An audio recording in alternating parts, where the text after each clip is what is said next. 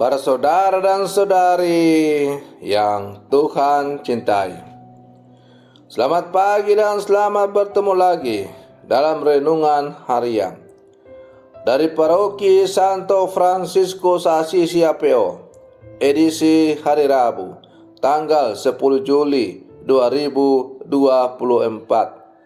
dalam masa biasa yang ke-14.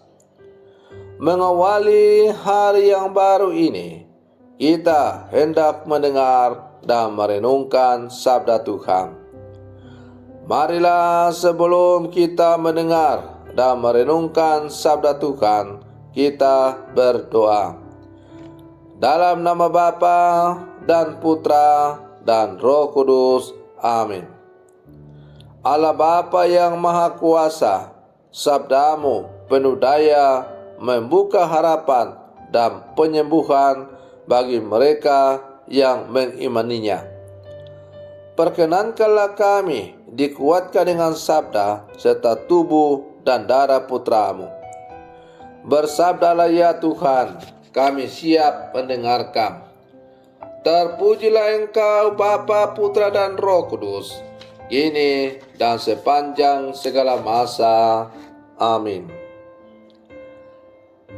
Para saudara dan saudari yang Tuhan cintai, sabda Tuhan yang hendak kita dengar dan kita renungkan untuk mengawali hari yang baru ini diambil dari Injil Matius pasal 10 ayat 1 sampai 7. Pada suatu hari, Yesus memanggil ke-12 muridnya dan memberi mereka kuasa untuk mengusir roh-roh jahat dan melenyapkan segala penyakit serta segala kelemahan.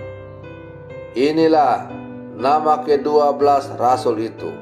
Pertama, Simon yang disebut Petrus dan Andreas saudaranya, Yakobus anak Zebedeus dan Yohanes saudaranya, Filipus dan Bartolomeus, Thomas dan Matius pemungut cukai, Yakobus atau Alfeus dan Tadeus, Simon orang Selot dan Yudas Iskariot yang mengkhianati Yesus. Ke-12 murid itu diutus oleh Yesus dan ia berpesan kepada mereka, janganlah kalian menyimpang ke jalan bangsa lain atau masuk ke dalam kota Samaria, melainkan pergilah kepada domba-domba yang hilang dari umat Israel. Pergilah dan wartakanlah, kerajaan surga sudah dekat. Demikianlah sabda Tuhan. Para saudara dan saudari yang Tuhan cintai, melalui bacaan Injil yang baru saja kita dengar, kita menemukan Yesus yang memanggil 12 orang yang akan bekerja paling dekat dengannya. 12 orang yang kepada mereka Yesus akan memberikan kuasa dan tanggung jawab besar. Namun mereka bukan orang yang sempurna. Ada satu orang yang mencuri uang kas dan bahkan kemudian mengkhianati Yesus, atau yang kemudian kita kenal dengan nama Yudas Iskariot. 11 orang lainnya pun bukan tanpa cacat. Ada yang berebut kuasa, ada yang selalu ragu dan tak percaya.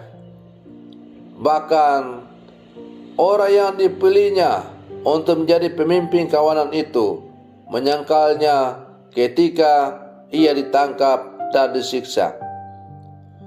Ringkasnya, Yesus memilih orang-orang dengan segala keterbatasan dan cacat celah mereka.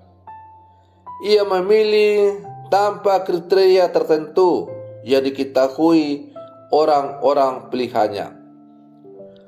Para saudara dan saudari yang Tuhan cintai, Dengan pembaptisan yang kita terima, kita pun menjadi orang-orang pilihan, meskipun kerap kali kita mengkhianatinya melalui dosa-dosa yang kita lakukan di sepanjang kehidupan kita.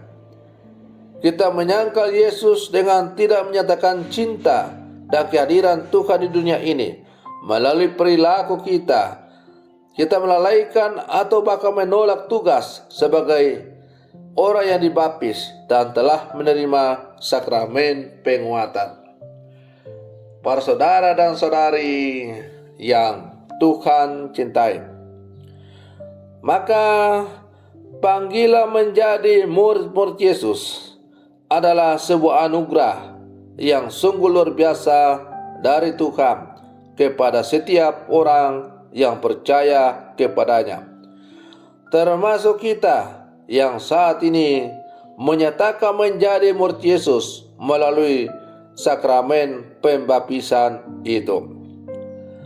Kita semua dipanggil untuk menjadi murid Yesus.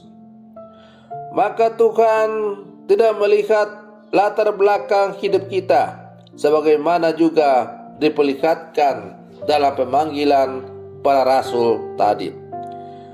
Tuhan tidak melihat apakah kita orang berdosa atau orang suci, layak atau tidak layak, bersih atau kotor, terang atau gelap. Tapi yang Tuhan inginkan adalah bahwa di dalam hati kita, di dalam diri kita, di dalam kehidupan kita ada potensi yang Tuhan mau pakai untuk menjadi rekan sekerjanya. Maka sekarang bukan lagi soal layak tidak layak, mampu tidak mampu, bersih atau kotor, suci atau orang berdosa, dan lain-lain. Persoalannya sekarang adalah apakah kita mau mengatakan ya terhadap panggilan Tuhan itu. Jawaban ya kepada panggilan Tuhan berarti kita mau menghidupi segala sesuatu yang Ia diajarkan dalam kehidupan kita melalui lingkup yang paling kecil, dalam keluarga, kombas, dengan tetangga-tetangga, dengan lingkungan di mana kita hidup, di lingkungan kita bekerja, dan dalam seluruh kehidupan kita di mana saja kita berada. Para saudara dan saudari yang Tuhan cintai, maka marilah sebagai murid-murid Yesus yang hidup zaman sekarang, kita harus mengatakan ya kepada panggilan Tuhan itu. Kita semua dipanggil untuk menjadi pewarta Injil melalui tugas dan panggilan kita masing-masing.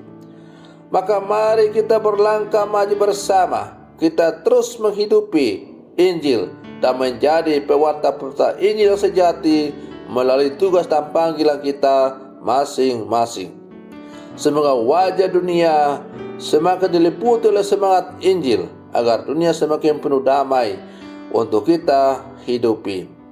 Selamat pagi, Tuhan Yesus memberkati kita semua.